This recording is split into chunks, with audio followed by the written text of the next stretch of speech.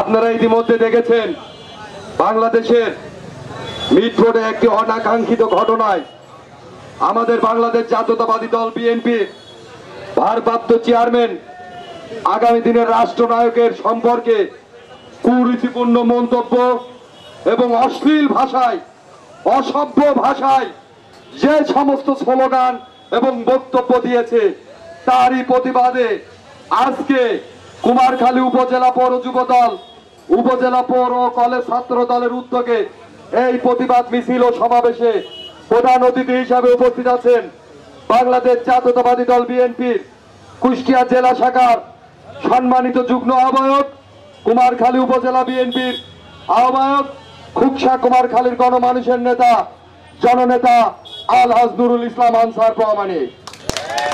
প্রধান বক্তা হিসাবে উপস্থিত আছেন বাংলাদেশ জাতীয়তাবাদী দল বিএনপি কুমারখালী উপজেলা শাখার সম্মানিত সদস্য সচিব, বারবার নির্বাচিত সদর ইউনিয়ন পরিষদ থেকে বারবার নির্বাচিত সাবেক সফল চেয়ারম্যান জনাব লুৎফর রহমান।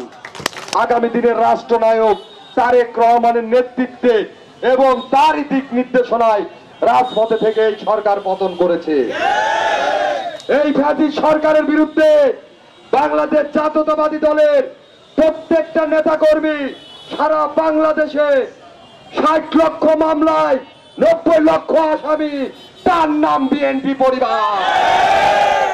আর আপনারা বাবা সরকার পতনের ১ মাস এসে আন্দোলন করে নিয়ে সেই ফসল ঘরে তুলতে যান।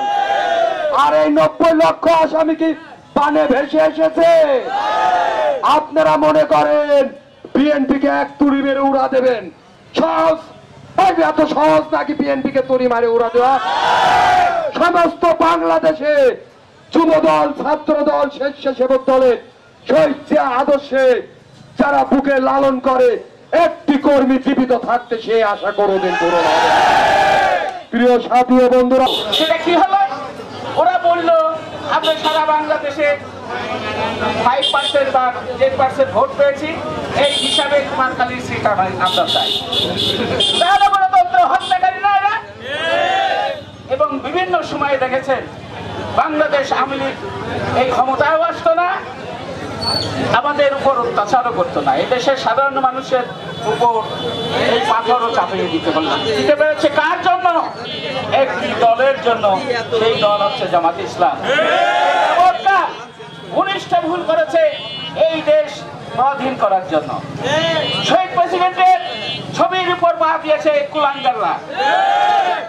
শহীদ প্রেসিডেন্ট জিয়াউর রহমান এই দেশে জন্মগ্রহণ না করলে, স্বাধীনতা ঘোষণা দিলে এই দেশ কখনো স্বাধীন হতো না।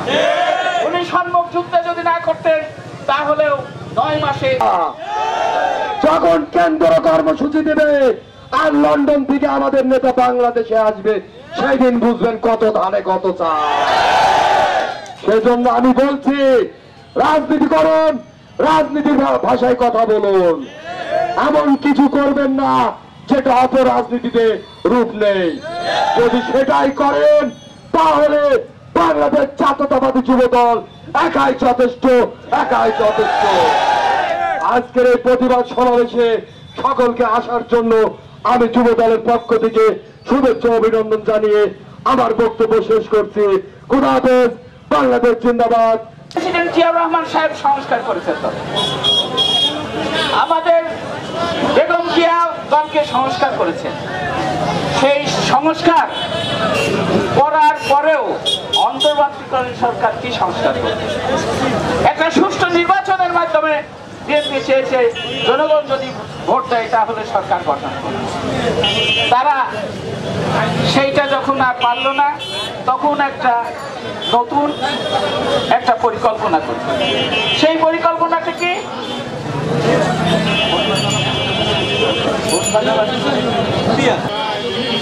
কতজন সেক্টর কমান্ডার তাদের পক্ষে আছে, সব কিন্তু বিএনপির সাথে। আজকে একদলীয় বাকশাল কায়েম করে শেখ মুজিবুর রহমান বাংলাদেশে সমস্ত পত্রিকা বন্ধ করে দিয়ে তার ইচ্ছা মতো দল ছিল। ওইখান থেকে আজ দলের রাজনীতি বাংলাদেশের বিপদগামী, গণতন্ত্র বলতে কিছুই ছিল না। বলাই